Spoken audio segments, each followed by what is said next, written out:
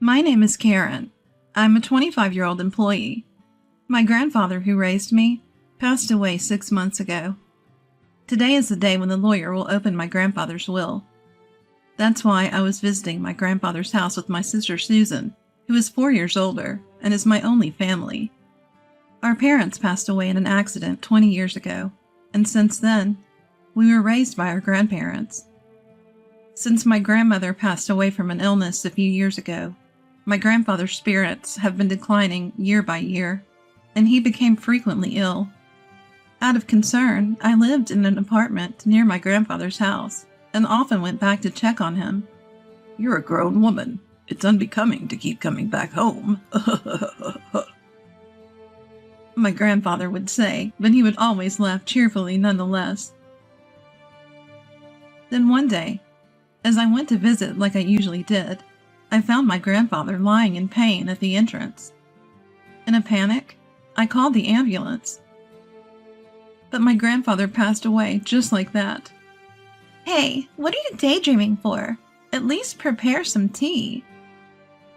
My sister's voice brought me back to reality. Right, the lawyer will be here soon. I responded and headed to the kitchen.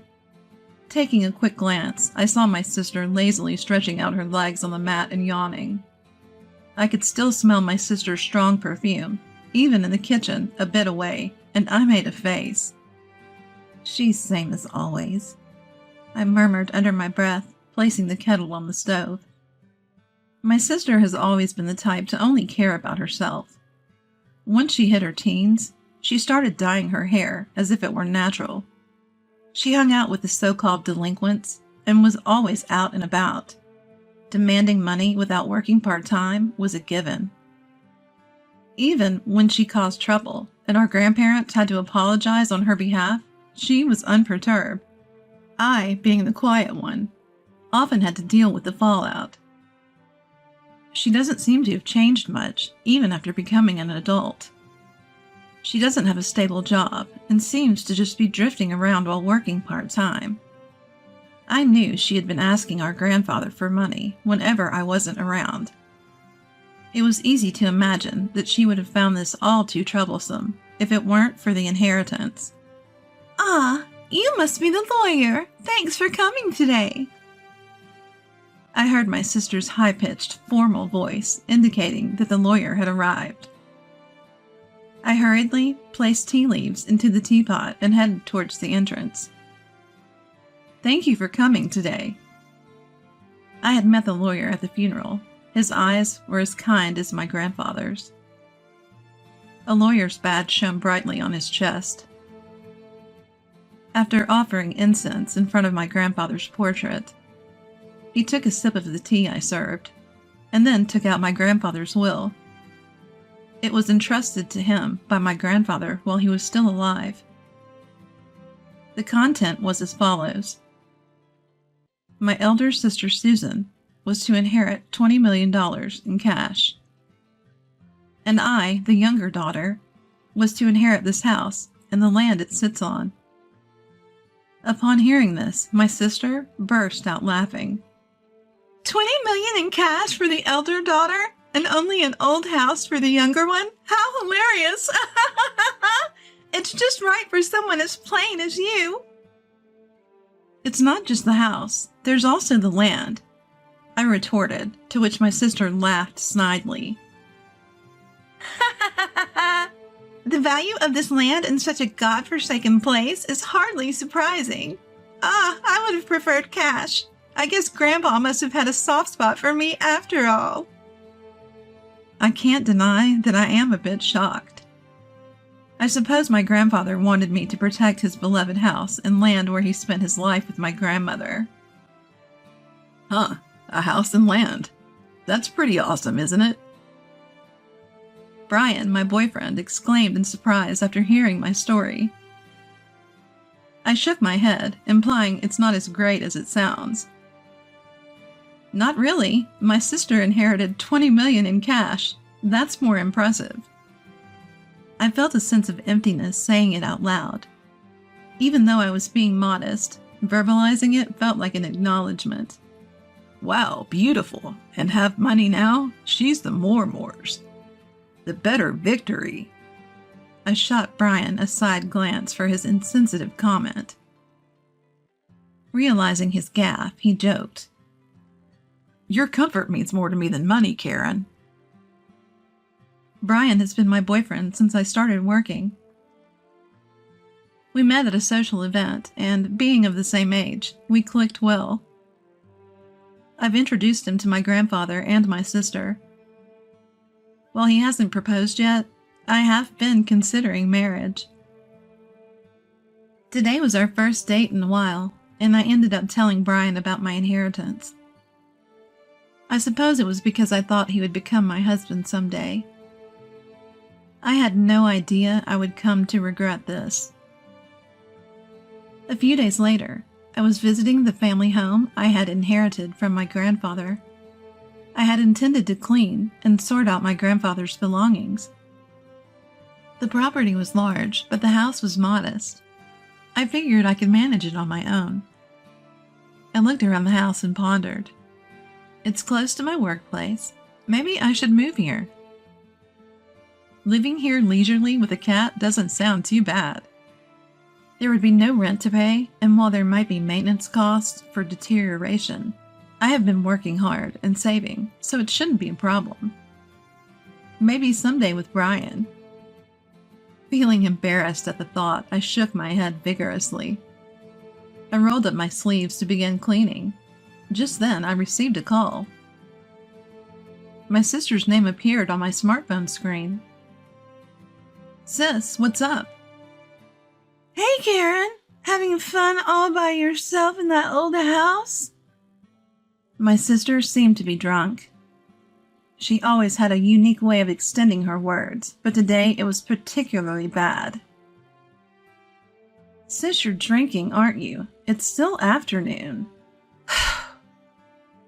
I pointed out with a sigh, to which she exaggeratedly sighed back. Oh, you're such a Miss Goody Two-Shoes. I was right. She had been drinking. I was thinking about moving here eventually.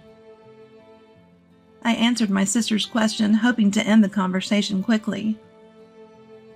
Really? I'm enjoying a suite in a luxury hotel right now. My sister raised her voice in a somewhat exaggerated way. Guess who I'm with right now? I have no idea. Boring? It's that kind of attitude that'll make Brian dislike you. What? I'm sorry, Karen. I was flabbergasted when Brian's voice took over the line. The sudden intervention of Brian threw me off balance. Dizzying question marks pop up in my head. But I resent my imagination. At this point, a disgusting imagination had been completed in my head. Surprised, huh? My sister's mean-spirited voice chimed in. Ever since you introduced him to me, I thought Brian was quite a catch. She rattled off boastfully about how she had been attracted to Brian since I introduced him, how she knew where he worked because of me, and how she had approached him as soon as he left work. He came along readily when she asked. He told her that she was hundreds of times more attractive than me. I listened in stunned silence. Karen, I'm really sorry. The next voice I heard was Brian's again. Tell me it's a mistake. As I tried to utter words that wouldn't come, he spoke again. As a man, I had to take this opportunity. What? I do feel bad about it, but come on, it's impossible to resist a beautiful woman who has $20 million, right? The way he spoke, as if asking me to understand, drained my emotions away. I felt a cold sensation, like my blood was being drained from me. You know what? I don't need a man like you.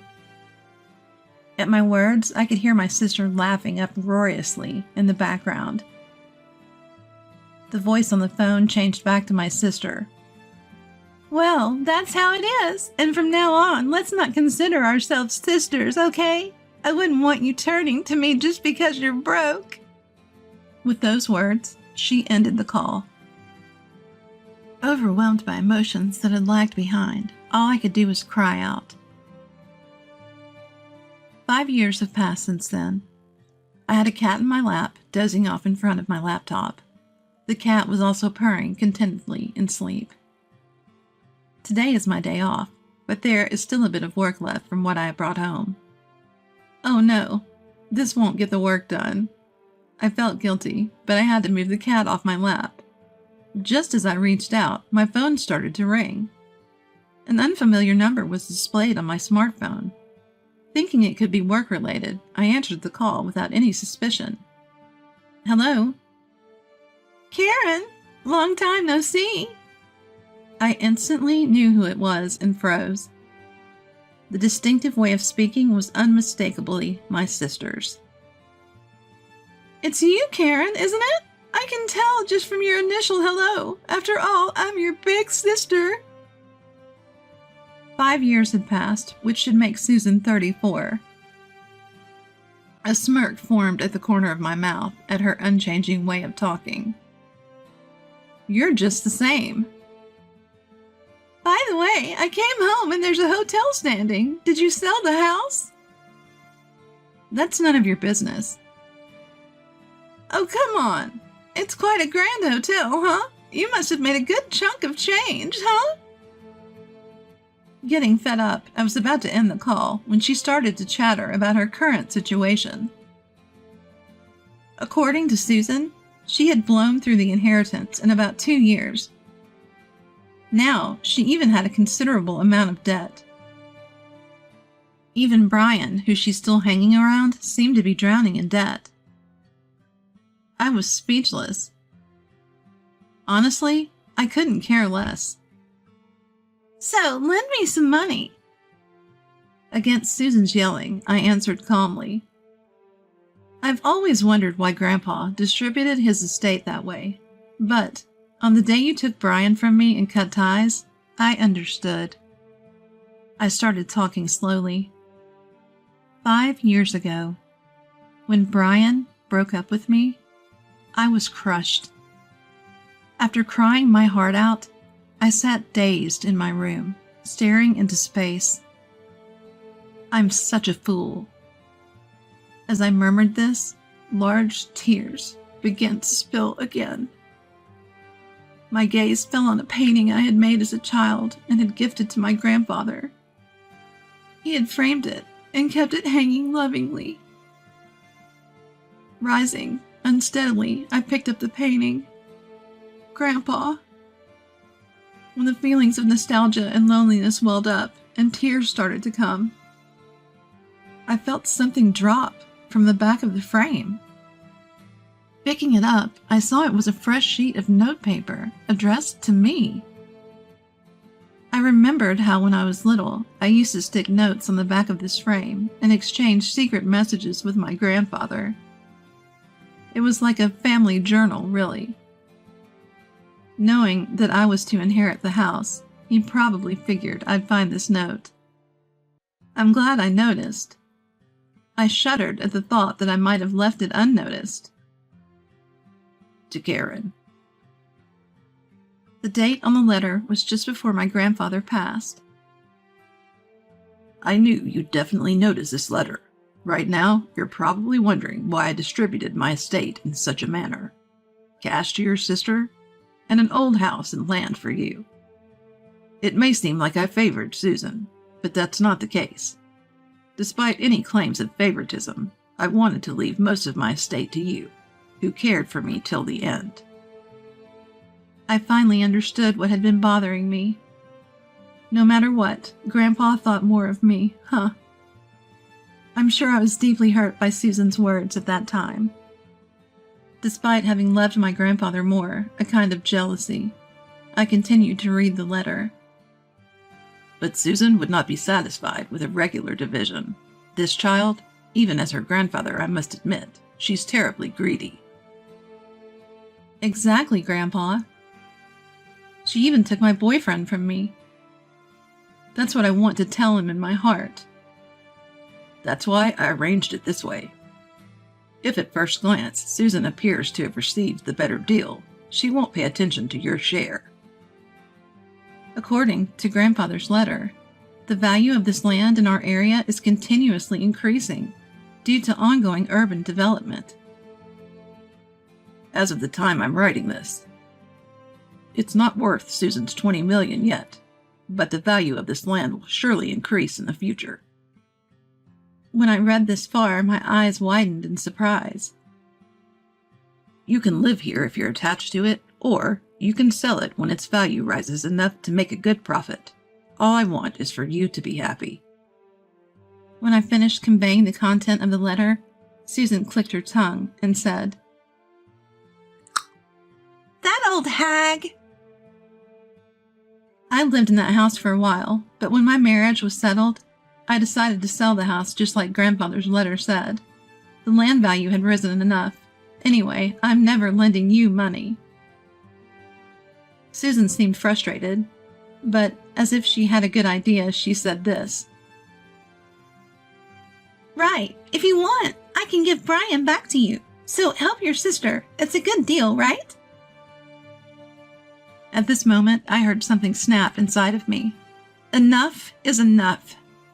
You've been taken care of by Grandpa, and yet you haven't shown a hint of gratitude. I despise you for that, and you're not my sister anymore. And besides, I'm already married. I don't need Brian, and I don't even want to see his face. Stay out of my life for good." I said what I needed to say and hung up. I quickly set up call blocking, and my cat on my lap was cowering on the bed. I quickly picked up my cat and said, "I'm sorry." After that, it seems Susan contacted Brian, and they both stormed into our old house. Did they try to return Brian to me? There's a respectable inn there now, but they must have misunderstood something and were shouting that they were my relatives. Even though I just sold the land and had nothing to do with it. It's simple for those two. I sold the land, and an inn was built, equals I must be the owner of the inn. Of course, the staff reported to the police. The two of them were arrested because they had destroyed several items in the inn. Furthermore, it was discovered that they had been committing marriage fraud for money in the past. It seems they'll be sent to prison together. I was also questioned by the police, but I was able to prove that I had no involvement quickly, as we were estranged, and was released. As my husband, who came to pick me up, and I were walking through the station, we heard screaming and turned our gaze. And there were Susan and Brian, whom looked completely different. Fortunately, they didn't notice us.